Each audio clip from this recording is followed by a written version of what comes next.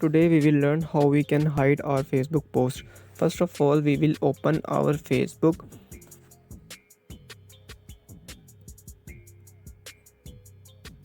Then we will click on the three horizontal lines that are showing in the upper right corner.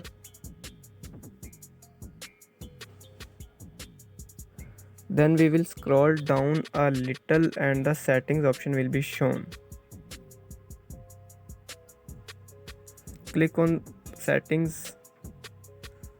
After clicking on settings and scrolling down a little, we will see option profile and tagging. As you can see in the video, click on profile and tagging. After that, we will see two options: who can post on your profile and who can see what others post on your profile.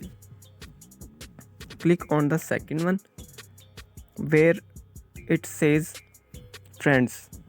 By clicking on friends, we can select only me, which is the last option.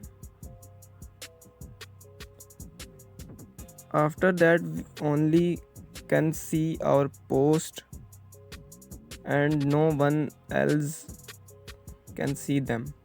If you have learned something from this video, please subscribe, like and comment. If you have any question, ask me in comments.